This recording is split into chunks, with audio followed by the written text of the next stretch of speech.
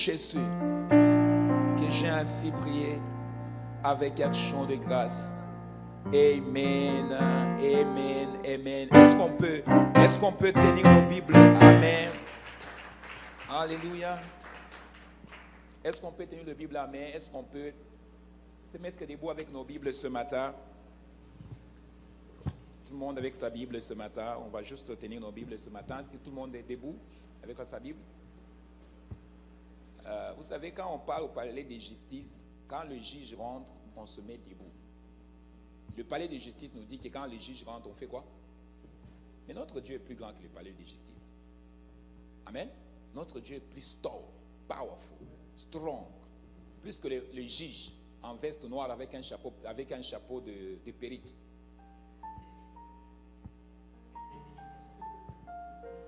On se met debout, on a peur que la police nous arrête. Mais notre Dieu est plus grand que la police. Il est plus grand que la police. Est-ce que tu peux répéter après moi? Ça, c'est ma Bible. Je suis ce qui dit que je suis. Ma bouche le confesse. Et dans mon cœur, je le crois. Au nom de Jésus. Amen.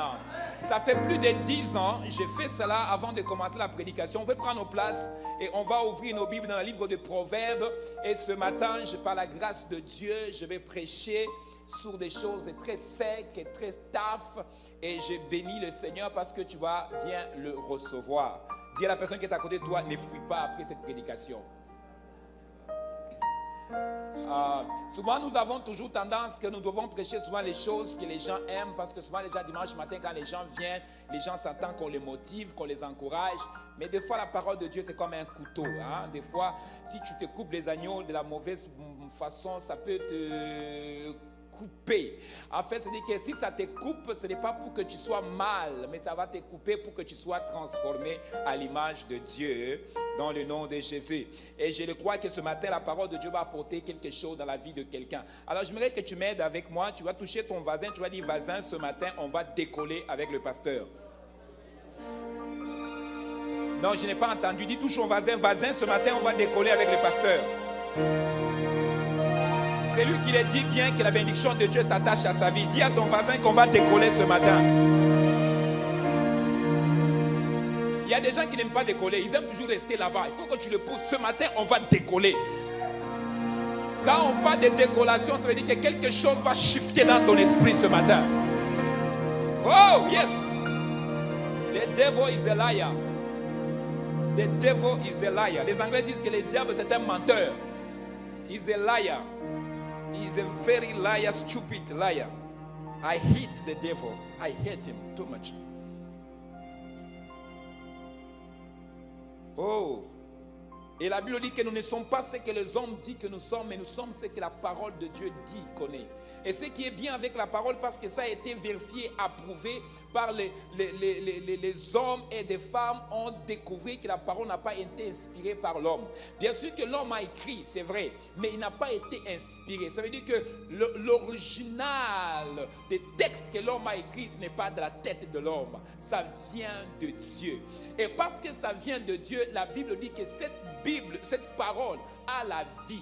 C'est pourquoi Dieu pourrait dire à Jésus que ces livres de la loi ne s'éloignent pas de ta bouche. Médite-les jour et nuit. Tout ce que tu as besoin de ta vie pour que ta vie réussisse, ça se trouve dans ta parole. J'aimerais parler à quelqu'un. Dieu n'a pas créé le monde avec parler en langue. Dieu a créé le monde avec sa parole. Et parce qu'il a dit et la chose a existé. Alors si tu peux comprendre ce matin qu'il y a la puissance dans la parole de Dieu.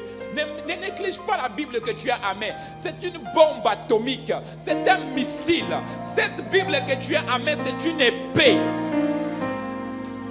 Le diable a peur quand un fils de Dieu prend la parole et il le rapplique contre lui. Le diable a peur. C'est pourquoi le diable cherche à voir des enfants de Dieu qui ont saisi la révélation qui est cachée derrière la parole, qui ont compris qu'il y a quelque chose, pas seulement dans le noir et blanc, mais il y a quelque chose dans le blanc, ce qu'on ne voit pas, qu'on appelle le réma. Si un enfant de Dieu saisit ça, il peut gifler le diable avec ça.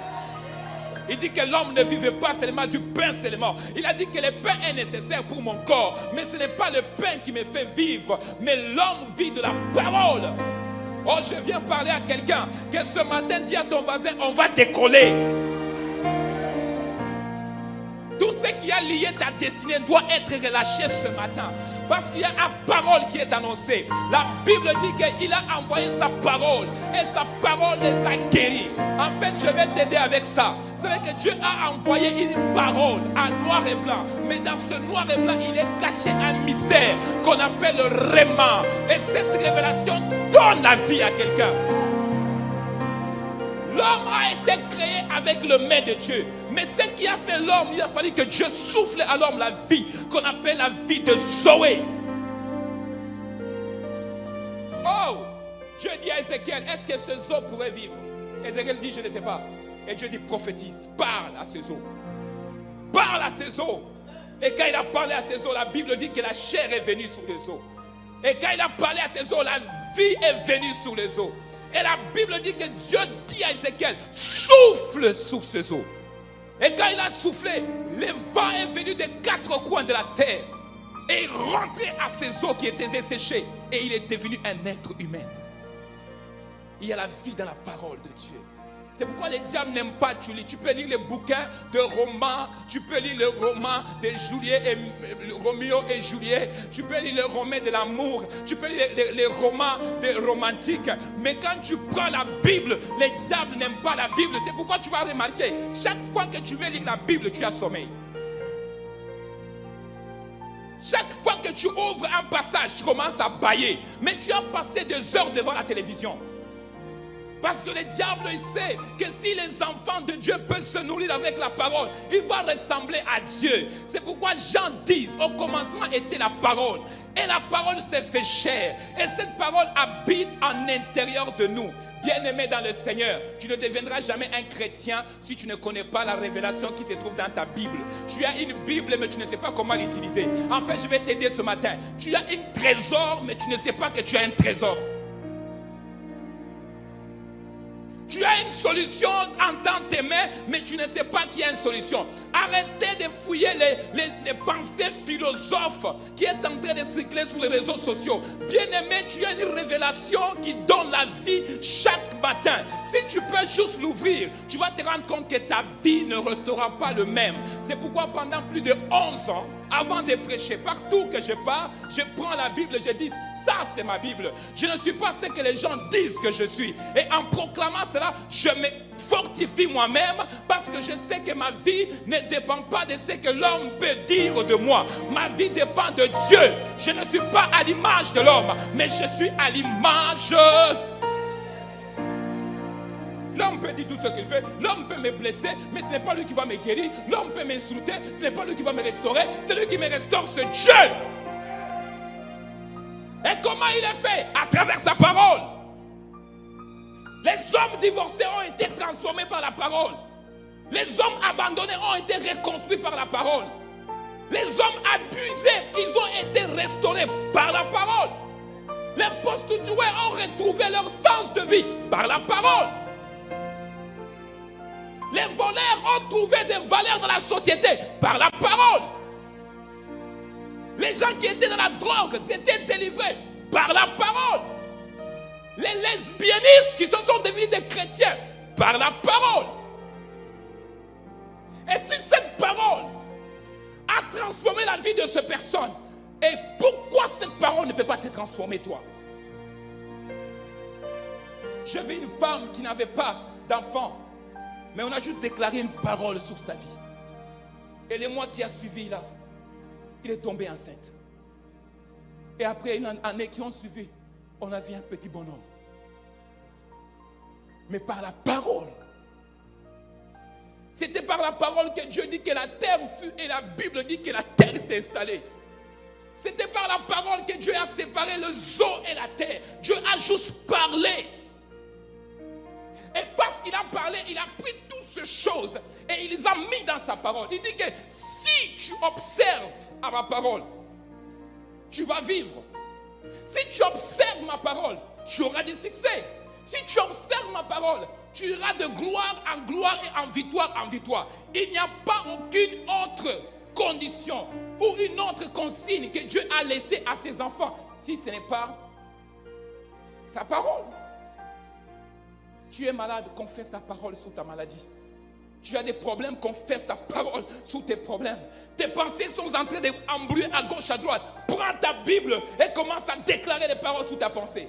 Oh, tu vas voir que tes pensées-là vont être transformées. Pas à l'image de ton oncle ou de ta tante, mais à l'image de Dieu.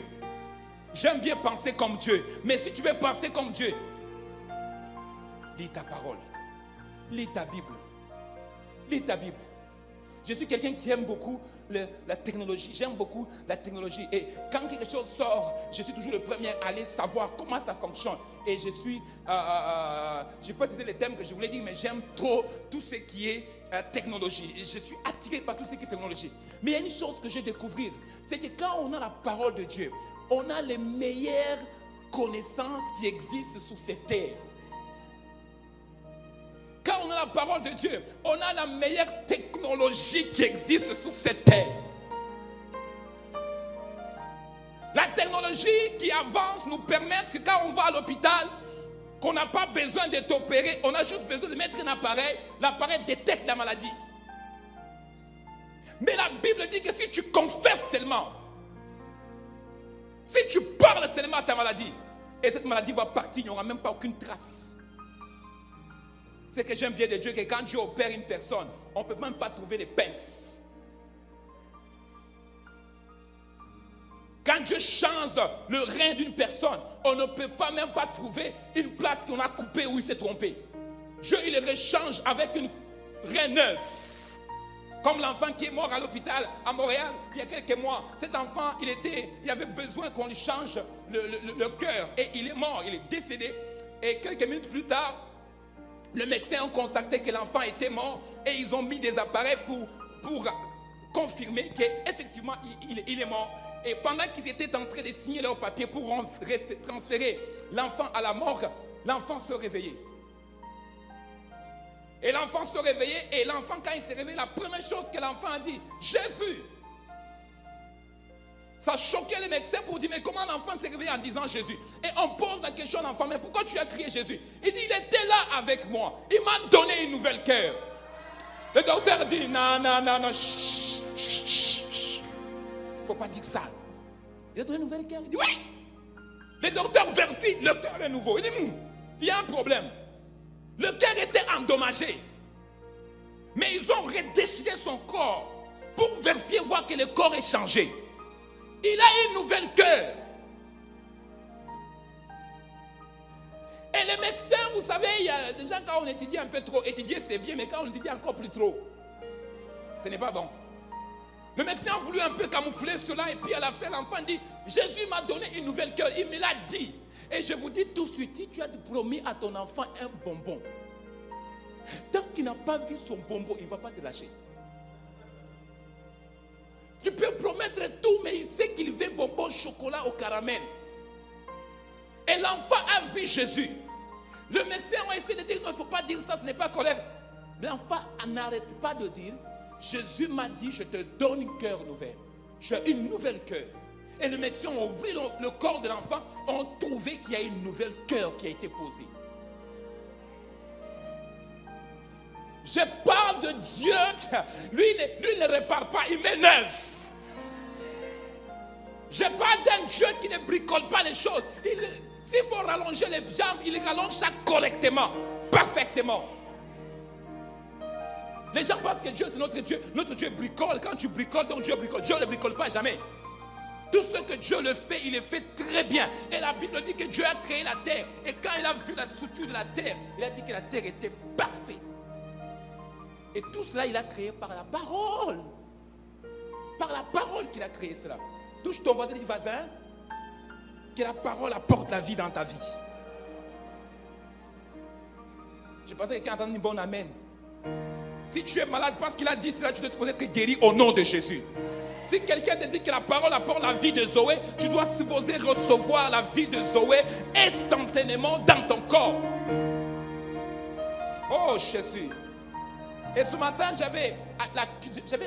mon cœur battait tellement fort. Je viens de perdre mon ami hier, mon ami pasteur que j'aime bien, que j'apprécie beaucoup.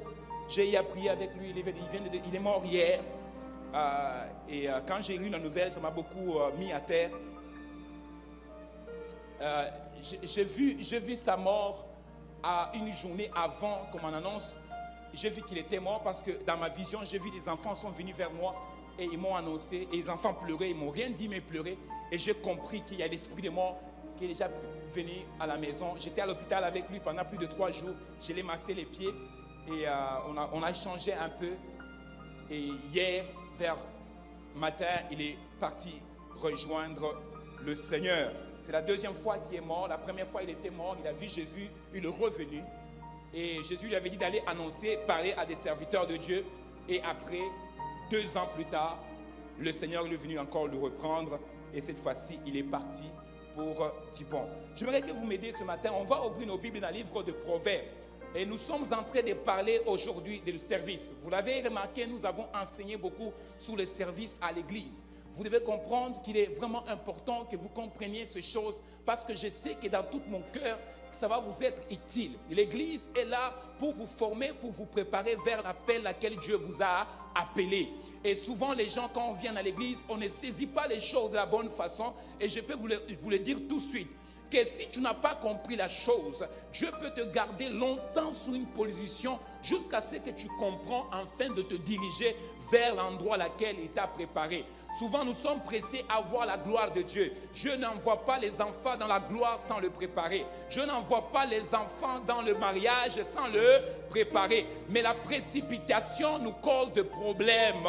Dieu ne nous envoie pas dans l'élévation tant qu'il ne nous a pas fini de nous préparer. Parce que l'élévation peut te rendre malade. L'élévation peut te faire que tu prends le pilule et tu commences à vouloir te suicider. Parce que tu n'as pas été préparé pour l'élévation. Dis à ton prochain que nous allons décoller ce matin au nom de Jésus. Et j'aimerais parler du service. Nous avons parlé, plusieurs fils ont passé ici, ont parlé. Mercredi, mon fils Gabriel a parlé de l'amour. Il a expliqué l'importance de l'amour, que nous devons comprendre comment servir les autres, comment il est nécessaire d'aimer et de ne pas chercher à se vendre, mais de faire cela par l'amour. Et l'amour que nous avons pour nos prochains ne doit pas être un amour hypocrite, mais doit être un amour vrai et sincère. Et il a parlé de ces choses mercredi. Et je peux vous dire que vendredi, ma fille a parlé aussi de l'importance de comprendre que quand on serve le Seigneur, on ne doit pas le servir à peu près. On doit lui donner le meilleur. On doit lui donner le meilleur. Et il a expliqué avant de prêcher, il a parlé de l'exemple que quand on recrute un médecin, il y a des éléments qu'on demande à une personne qui veut s'inscrire à la médecine. Il y a des choses qu'on demande. Il y a une exigence qu'on demande à la personne qui veut s'inscrire aux médecines. Tant qu'il n'a pas ces exigences-là, il ne peut pas s'inscrire. En fait, tant qu'il n'a pas de qualifications, il ne peut pas s'inscrire. Mais il a aussi précisé pour dire que Dieu nous donne ces choses-là. Quand on est ses serviteurs, Dieu nous donne ces qualités-là. Dieu nous donne ces choses-là. Et je crois de tout mon cœur qu'à travers ces messages, tu dois être béni, extrêmement béni, méga béni. Là béni. Oh yes. Et que si tu comprends, je prophétise que d'ici la fin de ce mois, quelqu'un va développer l'amour pour son prochain.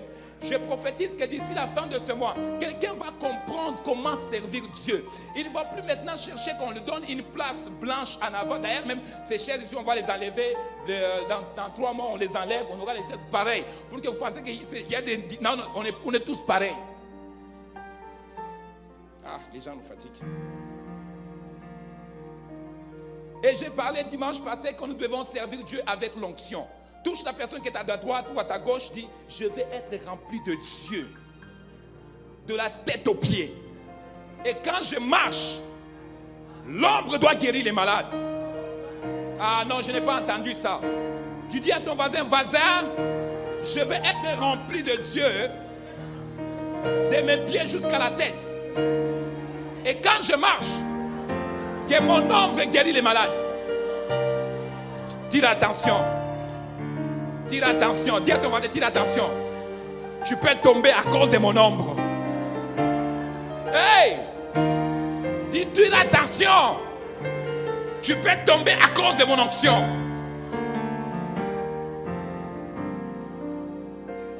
Quand tu es marié par un homme qui a beaucoup d'onction, tu peux fuir sur le lit. Parce que l'onction peut te faire, wow, je suis sur l'immeuble. Je dors en bas, toi aujourd'hui.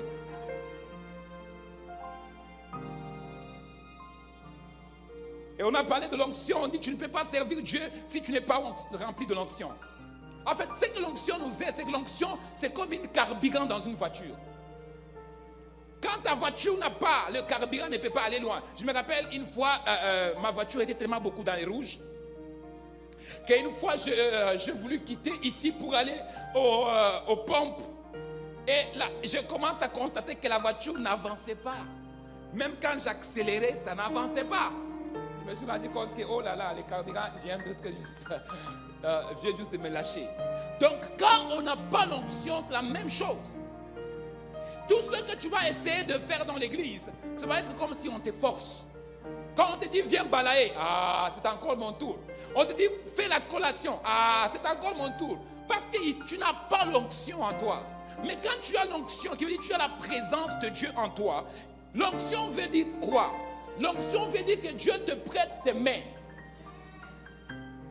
Est-ce que je parle à quelqu'un? L'onction veut dire que Dieu te donne la capacité d'accomplir les choses que charnellement tu ne peux pas les accomplir. L'onction veut dire que Dieu te donne la capacité de pouvoir opérer là où les autres ne sont pas capables d'opérer. L'onction veut dire simplement que Dieu donne la capacité d'aller dans les endroits où ce n'est pas donné à tout le monde d'aller. Quand on va au village, il y a des coins là où la voiture ne peut pas aller. Vous êtes d'accord avec moi? Quand on est en Haïti, on est au Congo, il y a des villages où la voiture ne peut pas aller, mais moi je peux aller. Donc la voiture ne peut pas m'arrêter d'aller à ma tente. Je peux laisser la voiture dans la route et puis continuer ma route. En fait, l'onction de Dieu te donne cette capacité. Tu arrives au travail, tout le monde dit que ça va mal, ça va mal. Maintenant, tu es là, tu es rempli de joie. Il ne comprenait pas, il dit que tu fumes un peu. Il dit non, non, je ne fume pas. Mais je sais comment fumer. Il dit, mais tu es bizarre. Est-ce que tu t'es piqué un peu? Il dit, oui, je me suis piqué le matin à 5 heures. De 5 heures à 6 heures, je me suis donné un bon. Et c'est pourquoi je suis comme ça. Les gens qui sont remplis d'onction, ils sont bizarres. Ils font des choses bizarres. Ils rient quand tout le monde est fâché. Ils crient de joie quand tout le monde est triste. On se pose, est-ce que tu t'es piqué le matin à 5 heures et 6 heures? Je me suis rallongé à terre, je me suis piqué 2 seringues.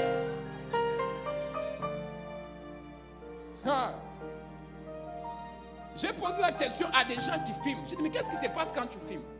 Il dit, quand je filme, j'ai l'attitude de quelqu'un qui peut soulever même une voiture. Je dis,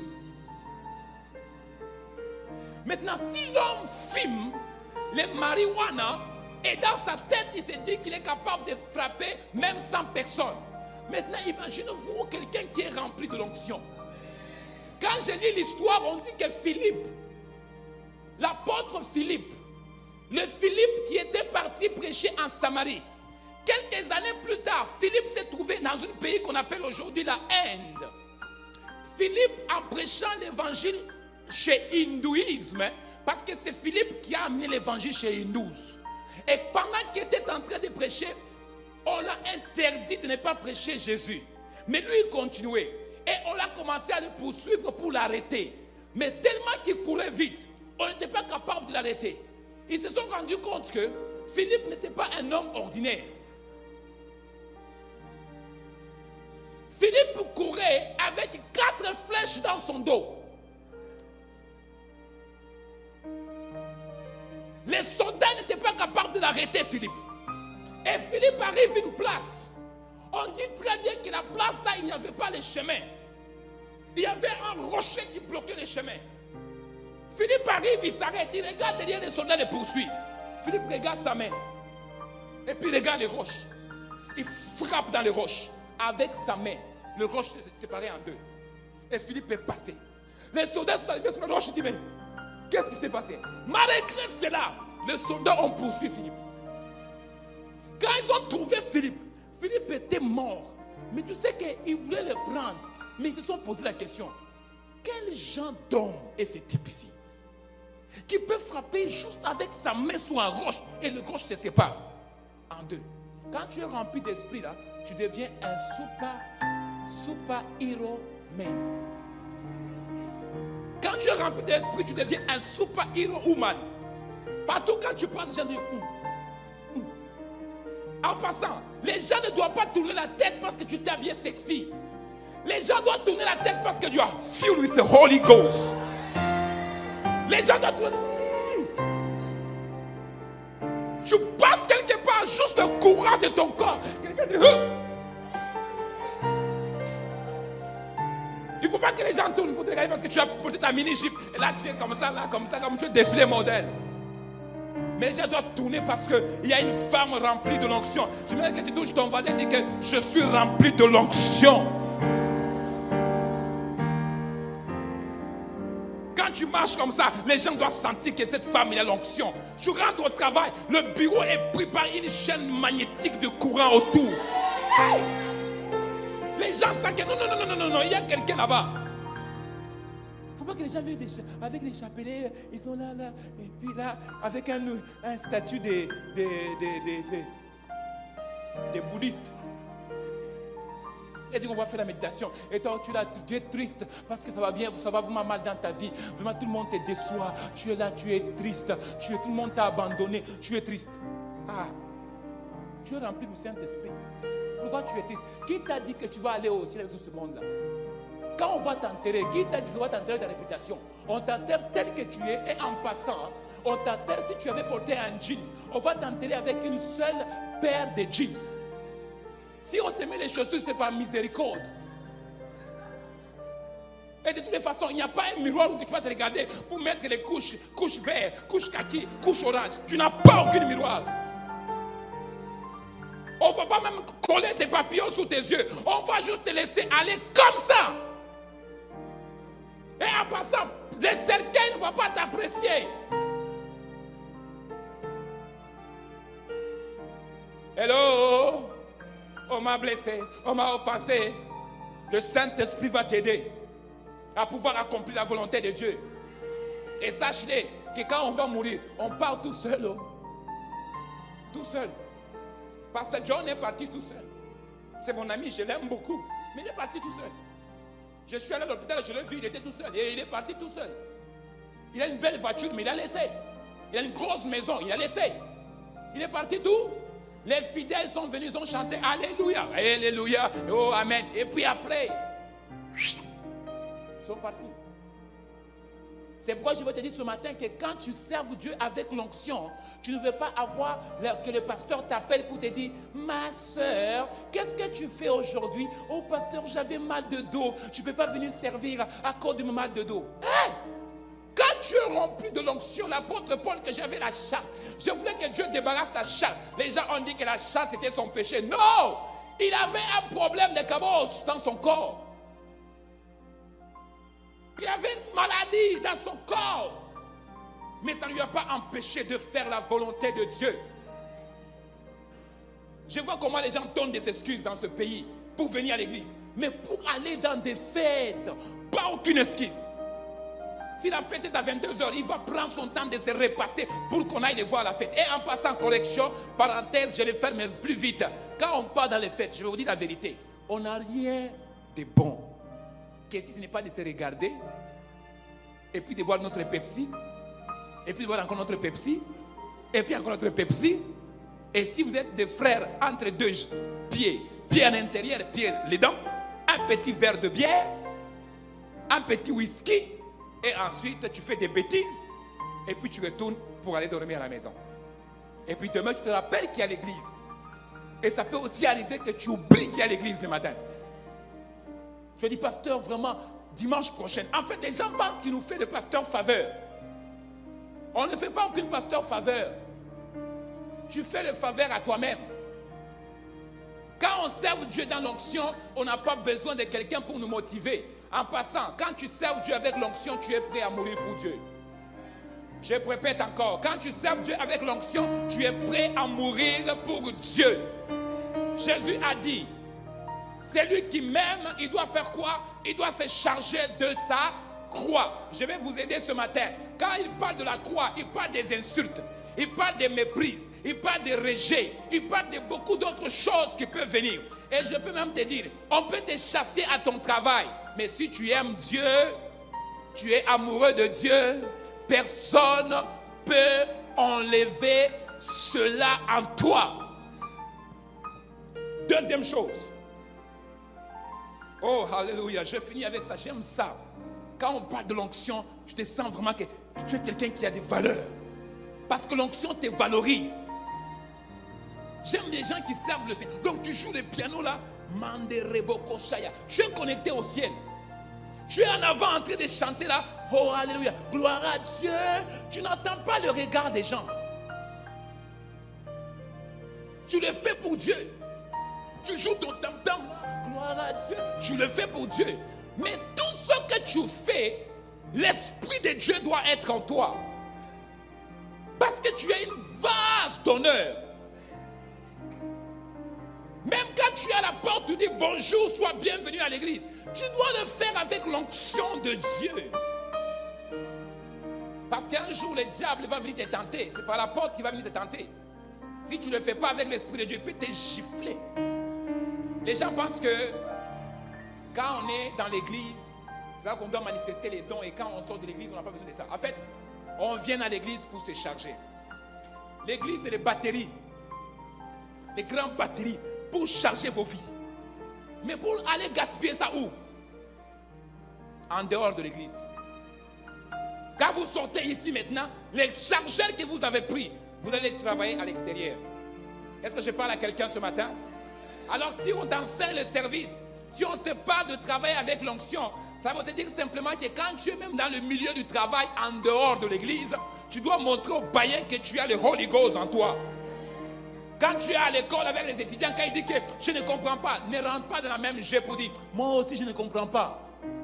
Franchement, Daniel, Shadrach, Meshach, ils étaient des hommes remplis de l'Esprit de Dieu et qu'ils avaient une sagesse supérieure à tout le monde. Donc arrête toujours de te plaindre que les mathématiques sont compliquées. Tu as un Dieu qui a créé les mathématiques.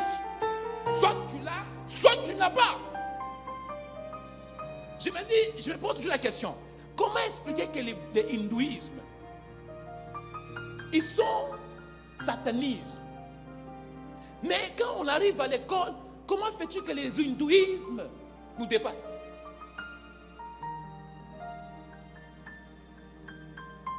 Comment expliquer que les hindouismes nous dépassent, nous les chrétiens? C'est comme si nous les chrétiens, nous sommes des médiocres, de tous les médiocres après les médiocres. Un hindouisme, il sait le temps de méditation, mais un chrétien ne sait pas son temps de prière. Un hindouisme, il sait comment traîner son statuette partout. Mais un chrétien n'est pas capable de traîner sa Bible partout. Maintenant, on a déjà des applications téléphone, Bible et téléphone. Tout ça parce que tu ne veux pas que les gens te voient avec la Bible. Si tu vois, ils vont te poser la question, tu es chrétien? Et les gens disent, je ne vois pas l'extérieur, je vois le cœur. En fait, tu as juste honte de ne pas te promener avec ta grosse Bible dans la voiture, ta grosse Bible. Les gens vont te poser beaucoup de questions. Mais par contre, si tu mets l'image, on appelle ça des capteurs de rêve, dans ta voiture, ça ne dérange pas personne. Et si tu mets les statuettes de Bouddha, Boudou, ça ne dérange personne. De toutes les façons, c'est juste une statuette. La décoration est belle pour les maisons modernes. Mais j'annonce à quelqu'un ce matin, quand tu as l'Esprit de Dieu, tu n'as pas honte de Dieu partout que tu passes. Quand tu as l'Esprit de Dieu, tu vas le servir par la motivation parce que tu sais que la motivation vient de Dieu. Ce n'est pas de toi. Et tu ne le serves pas de ta force charnelle. Mais tout ce que tu vas le faire parce que l'Esprit de Dieu nous donne la capacité d'accomplir la volonté de Dieu. Est-ce que je parle à quelqu'un ce matin? Que l'Esprit de Dieu te donne la capacité de pouvoir le servir. Tu es aux médias, tu le serves parce que tu sais que c'est Dieu qui t'a appelé. Tu es, peu importe l'endroit où que tu es, tu le fais par la motivation parce que je sais que je suis rempli par le Saint-Esprit. Est-ce que vous allez être prêts à mourir pour Jésus? La persécution va arriver au Canada. Vous allez voir le nombre de gens qui vont s'absenter à l'église. Les gens vont créer ce qu'on appelle église maison. Mais en fait, il va être fidèle de lui-même, pasteur de lui-même, apôtre de lui-même, prophète de lui-même. On va continuer avec le deuxième point. Le deuxième point que j'aimerais prêcher ce matin, d'abord, que j'étais supposé prêcher ce matin. Oh, merci Saint-Esprit. Tu dois servir Dieu dans l'humilité. Tu dois servir Dieu dans l'humilité. Bien-aimé dans le Seigneur, notre Dieu, c'est un Dieu humble. Et je vais vous aider avec ça. Notre Dieu, il y a une chose que notre Dieu, il n'est pas capable de faire. Une chose que notre Dieu n'est pas capable de faire. Il est tout puissant, il est omniprésent. Il y a une chose que notre Dieu n'est pas capable de faire. Et c'est ça qui lui donne cette position qu'il est humble. Et il veut que nous soyons comme lui. Il est humble. Et en fouillant, en lisant la Bible, je me dis, Seigneur, pourquoi tu m'as parlé de ça? Il dit que Simon, il y a une chose que je ne suis pas capable de faire. Je dis, ah, mais tu es puissant, non? Tu opères des miracles. Il dit, il y a une chose que je ne suis pas capable de faire. Je dis, mais c'est quoi la chose? Il dit, je ne peux pas me louer moi-même. Je ne peux pas me louer moi-même. Je ne peux pas m'adorer moi-même. Je ne peux pas me glorifier. C'est pourquoi j'ai besoin de toi pour que tu me glorifies. Alors si tu ne le fais pas, je peux soulever des pierres de le faire à ma place. Parce que si je me loue moi-même, je deviens orgueilleux. Je me touche ton ventre et dis que sois humble. Si tu achètes une belle voiture, c'est pour la gloire de Dieu. Si tu achètes une belle maison, c'est pour la gloire de Dieu. Si tu achètes une belle chaussure, c'est pour la gloire de Dieu. Tout ce que Dieu te donne, reste humble. C'est pour sa gloire. L'orgueil va te tuer. L'orgueil va te tuer. La Bible dit que Dieu résiste aux orgueils. Dieu résiste. En fait, parce que Dieu résiste aux orgueils, parce que c'est la seule chose que Dieu haït dans la Bible. Dieu haït des orgueilleux. Parce que quand tu es orgueilleux, tellement que tu es orgueilleux que tu as l'impression comme si tu dépasses Dieu. Tu es capable de créer toutes choses. Sois humble. Oh, je vois que tout le monde est silencieux. Oh, je vous ai dit, sois humble. Sois humble. Dieu te donne beaucoup d'argent, c'est pour sa gloire. Dieu change ta vie, c'est pour sa gloire. Tu t'es marié, tu es bien chez toi, c'est pour sa gloire. Il ne faut pas dire aux gens, nous on a la paix, hein? Nous on n'est pas comme vous. Hein? C'est pour la gloire de Dieu. Tout ce que Dieu te donne, reste humble. Et à cause d'orgueil, beaucoup de gens ont perdu la gloire de Dieu. À cause d'orgueil, beaucoup de gens ont perdu la bénédiction de Dieu. Enfant de Dieu, chrétien, fils et fille de Dieu, sois humble dans tout ce que tu fais. Sois humble dans ton comportement. Laisse que les gens te mettent dans la position que Dieu t'a appelé à devenir. Mais ne te mets pas à la position si ce n'est pas le temps de Dieu. Nous déclarons des choses, c'est sûr, mais reste humble. Et la bien définition d'humilité veut dire simplement, sois serviteur des autres. En fait, vois-toi moins de rien. Sois humble partout que tu passes. Les gens ne doivent pas voir ton orgueil en avance. Les gens doivent voir que cette femme, il est humble. Et en passant, quand tu es quelqu'un qui marche dans l'humilité, même quand tu passes une place, sans même que tu dis un mot, on va détecter ton caractère. On va dire, elle est humble. Non, lui là, non, on peut dire tout, hein, mais il a un cœur humble. Nous sommes tous nés avec l'orgueil, c'est vrai. Mais je parle à quelqu'un ce matin que tu dois briser cet esprit sous ta vie. Parce que cet esprit peut t'amener à finir mal, à la place de finir bien. Est-ce qu'on peut regarder le livre des Proverbes? Je vais lire ça maintenant.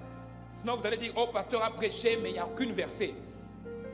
Les gens d'aujourd'hui, ils examinent tout. Ils sont là tranquillement, mais ils vont dire, il a dit beaucoup de choses, mais aucune verset. Vraiment là, ce pasteur-là, il faut vérifier ses affaires.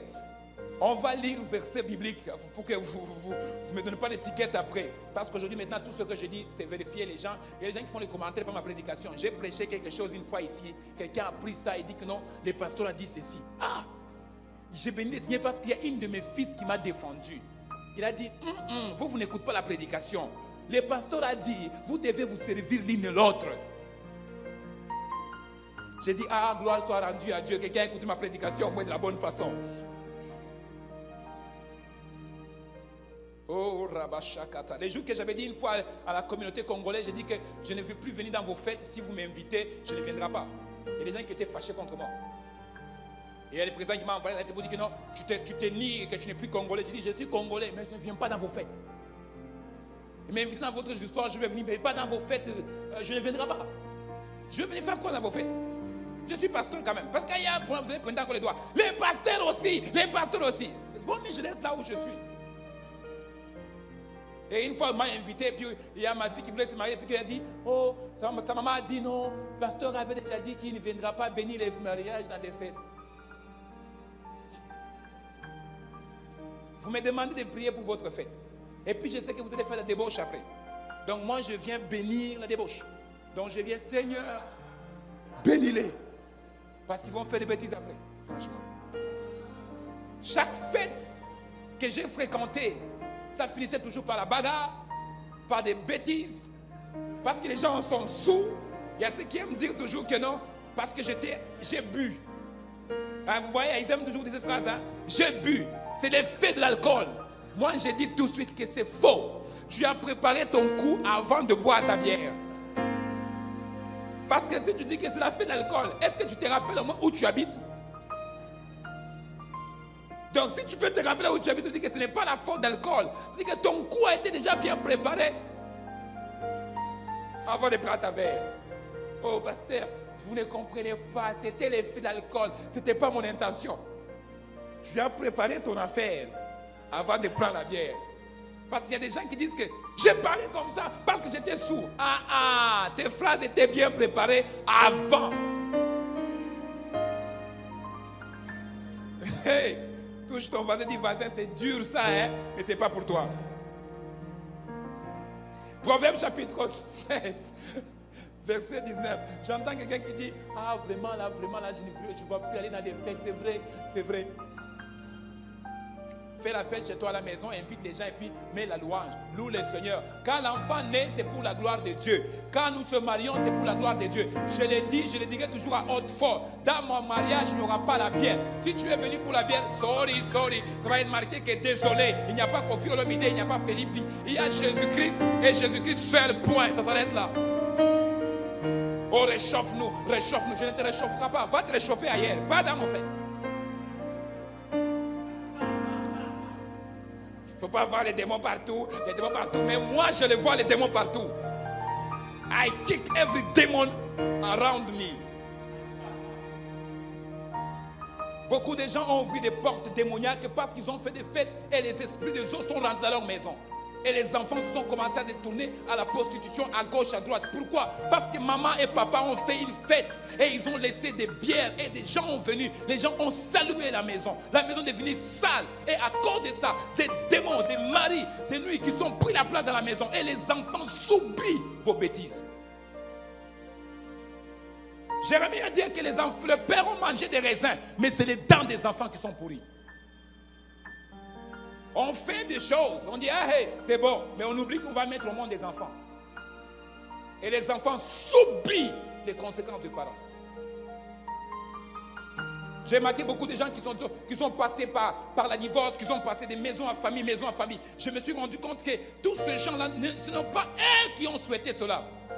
Mais parce que quelque part, quelqu'un à la tête a décidé de faire des stupidités et les autres subissent les conséquences. Et les conséquences qui sont tellement plus loin même, où on voit les enfants sont colériques, ragés. Et on se pose la question, pourquoi il a ragé comme ça? Parce qu'il réclame quelque chose qu'il n'a pas pu avoir. Et en étant adulte, il se bat encore pour avoir quelque chose qu'il n'a pas pu avoir. Proverbe chapitre 16. Mon fils est déjà debout pour lire la Bible. Est-ce qu'on peut se mettre debout? On va lire Proverbe chapitre 16, verset 19. Vas-y, Gab. Vaut mieux être quoi? Avec que de partager quoi? Avec quoi? À d'autres versions, on dit que vaut mieux être humble avec des humbles que de partager les biffets avec des orgueilleux. Proverbe chapitre 18, verset 12. Garde, tu es dans le même chemin, reste dans ce chemin-là, c'est bon.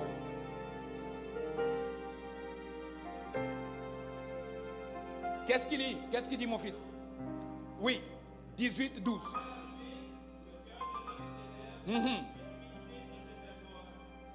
Avant la ruine, le cœur de l'homme s'élève, mais l'humilité précède la gloire. On n'appelle pas la gloire, mais ça va t'attraper. Reste humble. On n'appelle pas l'élévation, mais ça va te trouver. Reste humble. Les gens peuvent t'insulter, les gens peuvent traiter de nom tout ce qu'ils veulent. Mais attendons un peu, voyons la fin. Romains chapitre 12, verset 3. Pour ceux qui notent, vous allez lire ça chez vous à la maison. Vous pouvez vous asseoir parce que j'ai beaucoup de versets. Je vais finir avec ça rapidement. Romains chapitre 12, verset 3. Mon fils Gabriel va lire cela encore. On va préparer pour le soir. Ce soir, c'est la prière. Et nous sommes en train de parler des combats spirituels. Nous parlons de rêves. Nous avons fini le parti de mari de nuit et des femmes de nuit. Et ce soir, on continue encore. C'est fort. Et j'ai vu des choses hier soir par rapport à ces enseignements. Je crois que quelqu'un va être béni par rapport à cela. Romains chapitre 12, verset 3. Vas-y, mon gars.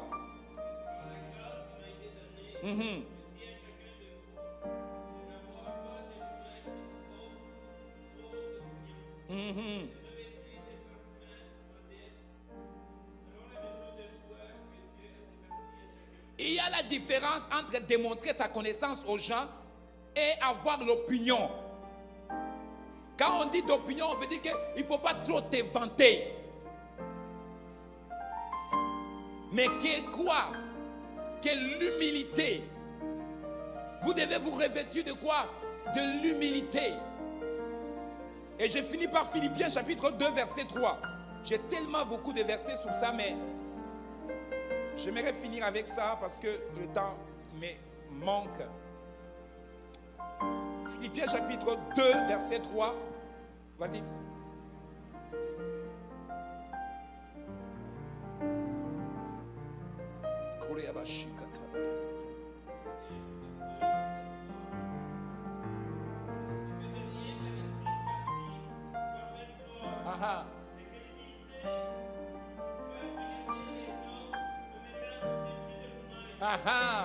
Jésus a dit que celui qui veut devenir grand doit être qui? Il doit être qui? Celui qui veut devenir grand doit être quoi? Serviteur de l'autre. Qui veut dire celui qui veut devenir grand doit être petit pour pouvoir servir les autres. En fait, Jésus a renversé cela. En fait, ce qu'il voulait dire simplement que quand tu vas être grand, ceux qui sont grands vont te servir. Quand tu vas être grand, ceux qui sont petits vont te servir. Et en passant, ça va arriver au temps de Dieu. Je prophétise ça. Reste humble. Des fois, tu peux être à l'église, tu balayes, tu ramasses des poubelles, mais demain, tu es un grand prophète. Demain, tu es un grand pasteur. Mais commence d'abord à ramasser les poubelles à l'église. Oh. Arrête de vouloir prendre le micro. Je veux que les gens me voient. Pasteur, tu m'as mis en arrière trop longtemps. Je chante, j'ai l'onction, ça bouillonne à moi. Ça... Il y a même d'autres qui me disent, pasteur, je me sens quand je m'assois, ça brûle à l'intérieur de moi. Calme-toi, mets l'eau froide, calme-toi. Va transmettre cette onction dans les bacs des poubelles. Ramasse des poubelles avec l'onction. Parle en langue et puis change les poubelles. Nettoie les toilettes et puis parle en langue. Attends. Sois humble. J'entends les gens, pasteur, relâche-moi dans le ministère. C'est le moment, ça bouillonne.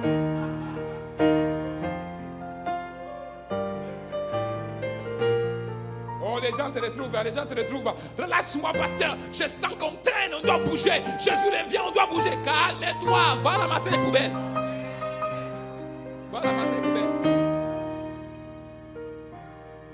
Les jours que les démons vont te frapper, tu vas te calmer. Calme-toi. Sois humble. J'attends un frère qui dit, on lui dit fais ceci, il dit non, je ne suis pas dans ce niveau. Mon onction est tellement grande, je suis appelé à prêcher, pas faire des travail bêtises là.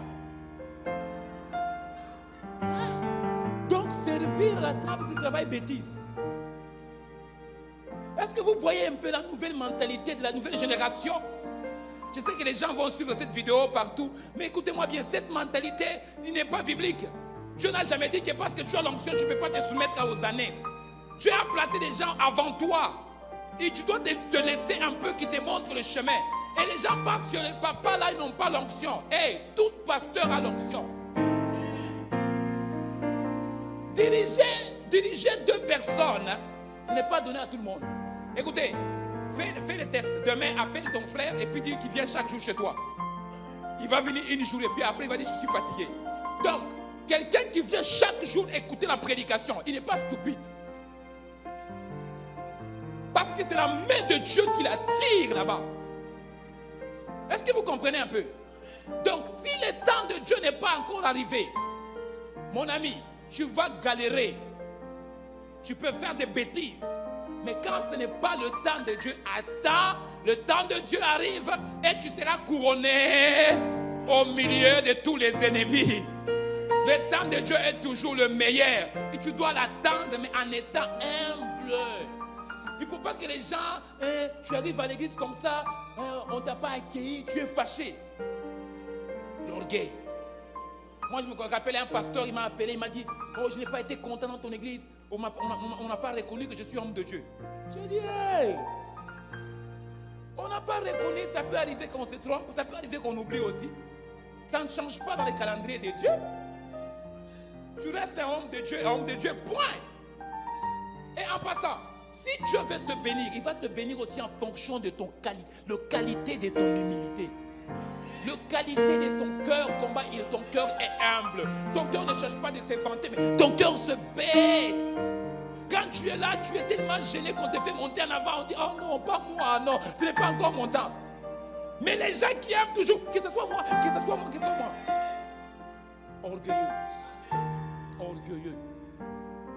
Et vous allez remarquer, mais quelqu'un qui aime trop le micro, orgueilleux. Pourquoi il veut le micro? Pasteur, donne-moi. Je ne te donne pas. Donne-moi le micro, pasteur. J'ai une révélation. Ça bouillonne. Va aux poubelles. Va voir les poubelles. Prends les balais. Prends l'aspirateur. Et à cause de ces choses, beaucoup de nos fils et nos filles ne peuvent plus comprendre le principe du vin. Quand on les explique, ils pensent qu'ils connaissent tout. Quand on leur dit non, il ne faut pas faire ça, attends l'état de Dieu. Oh non, il m'arrête, il me freine, il bloque mon appel, il bloque mon ministère. Ah, qui a déjà bloqué le feu? Qui a déjà bloqué l'eau? Si tu le bloques, ça va gonfler et ça va une petite trou, il va partir. On ne peut pas bloquer l'appel que Dieu a mis en toi. Oh oui, trop tard, ça va boum, ça va s'exploser. Mais on peut t'aider à pouvoir accomplir ton appel de la bonne façon. Sois pas comme un pigeon qui est ici, qui m'a tiens, puis c'est fini. L'autre place encore, c'est fini. Sois calme et attends le temps de Dieu. En fait, ce qui va te mettre calme, c'est l'humilité. Tu es là, tu attends le temps de Dieu. Tout le monde passe, tout le monde te passe. Tu es là, tu attends. Il devient des bishops, archibishops. De toute façon, le bishop, archibishop, c'est pour un temps. Quand tu seras pasteur, ils ne seront même plus là. Quand tu seras populaire, et leur popularité déjà commencé à chuter. Quand tu seras belle, leur pauvre va commencer déjà à descendre. Sois humble. Et en passant, quand tu es humble, Dieu régénère même ta peau. Tu n'as pas besoin d'acheter les produits. Oh, les gens vont te regarder et dire, hey, ta peau est comme un bébé. Dieu t'a généré parce que tu es humble. Tu n'as pas remarqué depuis que tu te vantes là, tu es comme si les gens on a l'impression qu'on voit comme un zombie. Parce que tu mets tellement de choses sous ta face. On a l'impression que c'est un zombie.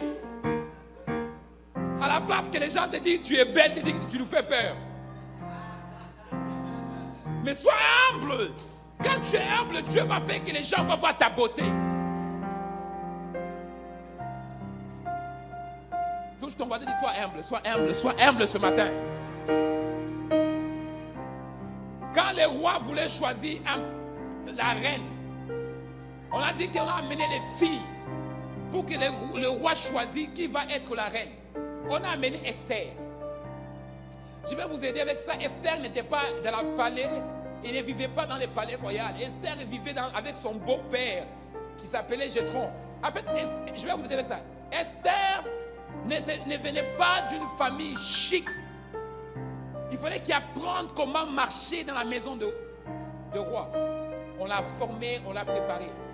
Mais la Bible dit, quand le roi est passé, écoutez-moi bien, les choix étaient comme ça. On doit trouver des filles vierges, one, et ensuite belles. Et quand la Bible prend le peine de dire belles de figure, ça veut dire que Jesus merci. Ils étaient belles. Et on les a placées devant le roi. Tu sais, il y a tellement quelqu'un qui est tellement belle, qui est tellement beau. Quand tu le regardes, tu dis Jésus, délivre-moi. Et quand on a regardé, je comprends pourquoi Abraham a dit à Sarah que c'est ma soeur. Comment une femme à 90 ans, il est tellement belle. Sa peau n'est pas descendue, il n'est pas comme un zombie. Elle est tellement belle. Tu sais, il y a des années en arrière, quand on dit on cherche une femme, on cherchait une femme par la beauté. Tellement qu'aujourd'hui, mais si tu pries, dis Seigneur, prie de moi, que je le trouve à 5 h du matin, mais pas à midi. Parce qu'aujourd'hui, il y a tellement de couches. Et puis quand tu viens comme ça, tu dis, est-ce qu'il est vraiment... Mais la Bible ne précise pas des couches. La Bible dit seulement qu'il était belle. Oh, que Dieu nous aide. Que Dieu nous délivre. Et regardez, on a passé les femmes devant le roi. Ils étaient belles et vierges. Et quand ils ont passé devant le roi, ils étaient tous belles. Il n'y avait pas un qui était comme l'autre. Toutes elles étaient belles. Parce qu'on a envoyé des gens spéciaux pour choisir. Comme on choisit des mannequins. Et quand ils sont arrivés, le roi s'est arrêté sur Esther. Il a dit qu'elle, de tous les visages, elle me convient. Je prophétise que ton humilité va rendre les gens pour qu'ils soient attirés quand ils te regardent. Parce que ton humilité, tu ne cherches pas qu'on me voit. Tu te fermes. Tu dis, Seigneur, tu connais mon cœur. Et il ne peut pas le voir, mais toi, tu me vois. Et les bonnes choses vont s'arrêter à toi. Et les gens vont te surprendre. Elle aussi. Parce que Dieu ne regarde pas ce qui frappe le regard. Dieu regarde l'humilité de ton cœur. Quand on est humble, ton cœur parle à Dieu. Quand on est orgueilleux, on fait de belles prières en place publique. Mais ton cœur est éloigné de Dieu. Des fois, quand je vois les enfants, je dis, hey, toi là, tu priais. Dieu délivre-nous. Donc tu étais vraiment sincère. C'est comme si les gens font des comédies à l'église. Quand on dit venez prier la délivrance ici, vous allez voir comment les gens prient. Oh, je coupe, je casse, je divise, Mais après, je me suis dit, tu as cassé, qui a divisé, mais regarde maintenant sa vie. Qu'est-ce qui s'est vraiment passé? Orgueilleuse. Il y a des hommes, quand tu le vois marcher comme ça, quand ils te regardent comme ça. Tellement orgueilleux. Dieu va te casser au nom de Jésus. En te cassant, Dieu peut t'utiliser, te donner une femme qui est fainéante. Il ne connaît rien. Et tu veux juste casser ton orgueil. Et en passant, demain, cette femme-là va te mettre à la place hauteur. Combien des hommes orgueilleux qui ont trouvé des bonnes femmes mais qui n'étaient pas forcément, ils ont étudié. Des femmes qui n'ont même pas étudié, ils n'ont même pas fait le primaire. Mais ce sont des femmes qui ont rendu aujourd'hui les hommes les plus populaires au monde. Alléluia. Moi je suis médecin, je dois forcément marier avec un médecin. Écoute, chez moi, la famille, on ne m'a pas accepté, il faut que je sois un médecin. Tu peux trouver un cordonnier. Tu peux trouver un couturier. Elle écoute seulement des habits. Mais elle est tellement sage. Elle est tellement intelligente, dépasse des médecins là qui ne veulent pas toucher au ménage. À part ça, les médecins là, la plupart des médecins, il ne sait pas comment balayer. Hein? Il ne sait pas comment préparer. Hein? Il va dire, comment on fait mariner les poissons? Donc, il n'a pas eu le temps d'apprendre comment mariner les poissons. Frère, tu vas maigrir. Hein? Tu vas maigrir. On pose des questions, est-ce que tu jeûnes beaucoup? Non, ce n'est pas les jeûnes. Tu fais des jeûnes locaux. Les jeûnes forcés.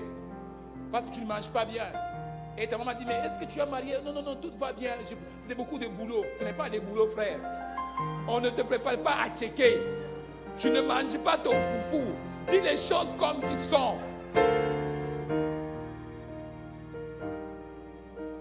Dieu veut que tu sois humble. Si tu es humble, Dieu va te faire manger les fruits du pays. Sois humble. Tu sais, même quand tu as tes amis, il ne faut pas que tes amis voient que tu es orgueilleux. Laisse-les la place. Cède-les la place. Quand vous êtes en groupe, il ne veut pas faire le travail, va le faire. Vous allez remarquer que ton patron va plus attirer par toi. Il va dire, mais elle là, il fait tout. Hein? Les autres ne veulent pas le faire, mais toi tu le fais. Mais il ne sait pas qu'ils sont en train de préparer les marches pour ton élévation. Pendant qu'il est dit, on n'a pas le temps, toi tu ramasses, tu le fais. Il va dire, je vais le mettre superviseur. Parce que je trouve qu'il a le sens du travail. Elle prend le travail à cœur. Et en passant, c'est bon de parler les français, mais quand on parle trop de français, on n'est même pas capable de ramasser les poubelles. Pasteur Simon, tu sais, moi, je n'ai pas le temps. Hein. Tu sais, demain, je dois rendez-vous demain. Frère, arrête-moi ça là. Prends, ramasse un peu les poubelles. Voilà, il est fini un peu de nettoyer les toilettes, que les toilettes sentent bon. Et ensuite, tu viendras demander les micros et puis je vais te donner avec plaisir. Ce n'est pas l'onction qui te qualifie, mais ton humilité aussi te rend plus grand. L'onction va faire que les gens vont te connaître, mais ton humilité fera que les gens seront encore plus attirés à toi. Parce que tu es humble de cœur. Et en passant, je résiste les orgueilleux. La différence entre David et Saoul, c'est l'orgueil. David était humble. Quand on l'a annoncé son péché, la Bible dit que David s'est humilié devant Dieu. Et Dieu dit, voici l'homme selon mon cœur. David était bandit. David tuait tout le monde. Quand tu es son ennemi, il va te tuer. Au point où que Dieu a dit, tu ne bâtiras pas mon temple, tes mains sont trop remplies de sang. Mais il dit par la fin que je n'enlèverai pas ton trône. Ton trône va rester éternellement. Il dit aussi que tu es l'homme selon mon cœur. Pourquoi? Parce que David savait comment s'humilier devant Dieu. Quand on demande un service dans l'église, est-ce que tu es prêt à servir quelqu'un? Ça, c'est un signe d'humilité. Nous sommes toujours occupés. Ce sera quand tu vas dire, non, je prends 5 minutes, je vais aller dépanner ma soeur. Je prends 5 minutes, je vais dépanner mon frère. C'est ça l'humilité. Depuis que j'ai mon fils, ici à l'église, j'avais un fils, Gabriel, il faisait, quand on appelait Gabriel à 5h du matin, il va se déplacer. À 3h du matin, il va se déplacer. Mais si on n'appelle pas Gabriel, est-ce qu'on peut t'appeler aussi à 3h du matin, tu vas te déplacer? Les gens trouvent toujours des raisons. L'autobus n'a pas passé. Oh, j'avais un examen. Oh, je dois travailler demain matin à 5h.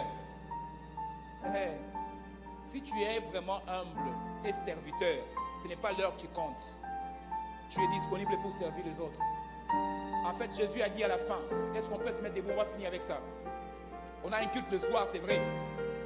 On a un culte le soir à 18h30. On a un culte d'enseignement, c'est vraiment très bon. Dans 2 semaines, ça va être payant parce qu'on veut pas, on veut rendre ça plus beau en fait. On va encore donner encore plus du goût à ça. Parce que le cours qu'on donne là, c'est tellement riche. À l'école biblique, on nous fait payer ça $80. Mais on veut vraiment que les gens soient bénis. Tu dois comprendre le ministère de la nuit. Je suis certaine qu'après ces enseignements, quand un démon t'attaque la nuit, tu vas la boxer de la bonne façon. Tu vas taper cet esprit-là de la bonne façon. Jésus a dit quelque chose. J'ai fini avec ça. Il y a des enfants qui sont venus vers Jésus. Pierre et Jacques voulaient empêcher ces enfants. Jésus a dit la phrase, laissez ces enfants venir vers moi, parce que le royaume de Dieu les ressemble. Et il a pris l'illustration par rapport aux enfants. Il dit, vous devez avoir le cœur comme ces enfants-là. Un cœur de serviteur. Un cœur de serviteur ne cherche pas sa gloire. Un cœur de serviteur, il cherche la gloire de quelqu'un d'autre, pas de sa gloire à lui. C'est ça être un serviteur. Tu vois l'autre meilleur plus que toi. Et en faisant cela, Dieu va t'élever. Dieu va te bénir. Je pose la question. Je voudrais que tu poses à la personne qui est à ta gauche et à ta droite. As-tu le cœur du serviteur? Est-ce que tu es humble?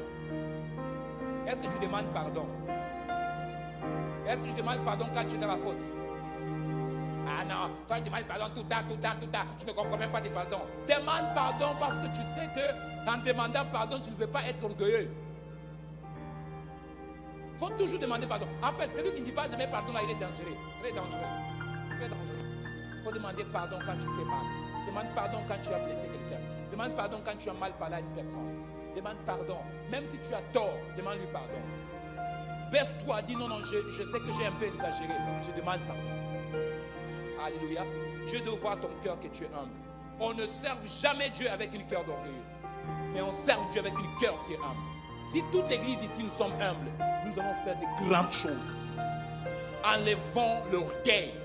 Que l'orgueil ne doit pas être notre portion au nom de Jésus. Seigneur, merci pour ce matin. Je bénis tes fils et tes filles. Je déclare la bénédiction d'Abraham, d'Isaac sur leur vie.